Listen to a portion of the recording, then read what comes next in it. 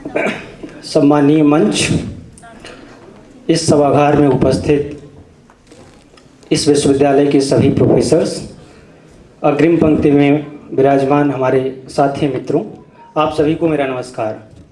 मेरा नाम प्रकाश कुमार उपाध्याय है और मैं सीधी जिले के बहरी तहसील के खुटेली गांव का निवासी हूं।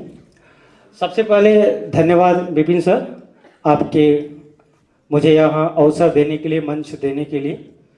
मेरी प्रारंभिक जो शिक्षा है वह सरस्वती शिशु मंदिर चितरंगी से हुई है। चितरंगी सिंगरौली जिले में आता है। मैं कॉमर्स से ग्रेजुएट हूँ रानी दुर्गावती विश्वविद्यालय से। हाल ही में मैंने अर्थशास्त्र में एमए किया हुआ है, स्नातकोत्तर की शिक्षा प्राप्त की हुई है। मेरे सारे मित्रों ने अभी तक जो पूर्व के वक्ता आए हैं वो तैयारी के विषय में अमूमन सब कुछ बता चुके हैं।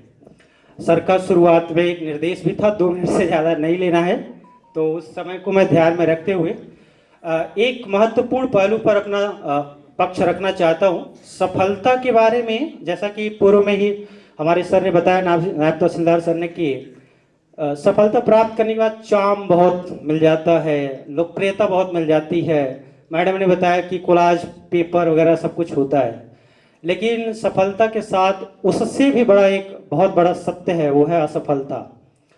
समाज इसके बारे में कम बात करता है। मुझे लगता है कि इसके बारे में भी समान रूप से या समानुपातिक ढंग से तो बात होनी ही चाहिए, क्योंकि सफलता के साथ जो असफलता है वह, ये समझिए, उससे भी बड़ा सत्य है। कारण यह है कि अगर आप प्रपोर्शन निकाले, अनुपात निकाले सफलता और असफलता का, तो मेरे ख्याल से पीएससी में हर साल लगभग 3.5 लाख लोग अपीयर होते हैं प्रीलिम्स में। 8,000-9,000 के आसपास लोग मेंस में बैठते हैं। देन उनमें से 3 गुना, लगभग 2,000-2,500 लोग, अगर बड़ी वैकेंसी है तो इंटरव्यू देते हैं, नहीं तो कमी है, 1,000-1,500 लोग हैं। उनमें भी समान अंक वाले जुड़े होते हैं। इसके बाद केवल जो 4 या 3 लोग एक पद के लिए इंटरव्यू दिए हैं, उनमें से सिलेक्शन केवल 1 का होना है। यानी ये सत्य बात है कि 3 लोगों को फेल होना ही है। अब ये 3 कौन फेल हो रहे हैं, ये आपके ऊपर डिपेंड करता है। ये बात मैं इसलिए बता रहा हूं क्योंकि 2019 का जो मेरा अटेम्प्ट था वह तीसरा अटेम्प्ट था। हालांकि उसके कुछ अलग कारणों हैं। उसके एक बड़ा कारण ये था कि मैं स्टेट से बाहर रहता था, पहली बात थी। दूसरी बड़ी बात थी कि मैं इस परीक्षा को, मेरा परीक्षा फोकस कुछ और था, यूपीएससी दे रहा था। लेकिन उस बीच जो आपके काम की महत्वपूर्ण बात है, जो मैं यहाँ निकालना चाहता हूँ, वो ये है कि जब आप 2-3 बार फेल हो जाते हैं तो एक बहुत बड़ी चीज आपको अनुभव के रूप में प्राप्त होती है, जो आगे समग्र जीवन में बहुत उपयोगी है।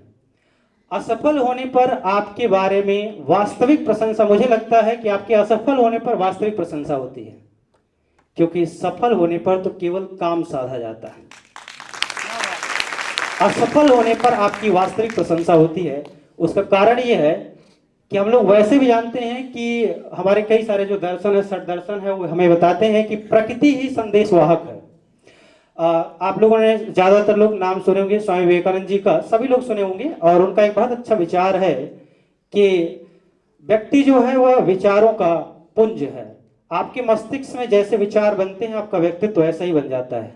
और प्रकृति, अगर देखा जाए तो हर समय हमें एक संदेश भेजती रहती है।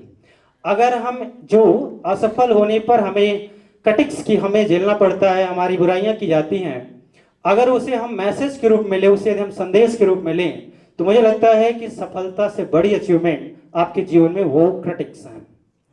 क्योंकि कभी कभी जब आप फेल होते रहते हैं तो कुछ लोग आपको ये भी कहते हैं कि यह व्यक्ति पढ़ने के लिए ही जन्म लिया है। समाज में बहुत सारे लोग ऐसी बातें करते हैं। जब आप 1 बार 2 बार 3 बार असफल हो जाते हैं तो लोग यही कहते हैं कि इस व्यक्ति के जीवन में केवल पढ़ना है, ये पढ़ने के लिए ही जन्म लिया है, इसका सिलेक्शन वगैरह कुछ नहीं होना है। तो मेरा बहुत दृढ़ मत ये है कि आप असफलता को उतने ही सद्भावना के साथ स्वीकार करें जितना सफलता के साथ। जो विद्यार्थी अभी तैयारी कर रहे हैं उनके लिए विशेष तौर पर मैसेज है, क्योंकि संभव नहीं है कि सभी लोगों का एक बार में ही सिलेक्शन हो जाए। एक बड़ी बात है। दूसरी बड़ी बात यह भी है कि जब आप असफल हुए होते हैं तो नौकरी करना बड़ा आसान होता है, क्योंकि नौकरी के भी बहुत सारे चैलेंजेस हैं। मनचाहा स्थल, मनचाहा जिला, मनचाहा पोस्ट, बहुत सारी चीजें हैं। अगर आप 2-3 बार अगर पहले से फेल हो चुके हैं तो इन सब चीजों में एडजस्ट करना आपके लिए काफी लाभदायक रहता है।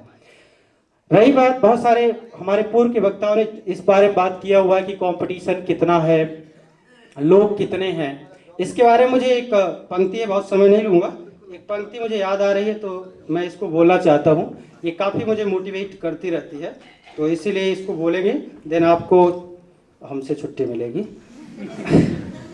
निदा फाजली जी की एक कविता है, सफर में धूप तो होगी ही, जो चल सको तो चलो। सफर में धूप तो होगी ही, जो चल सको तो चलो। सभी हैं भीड़ में, ध्यान रखिएगा, सभी हैं भीड़ में, तुम भी निकल सको तो चलो।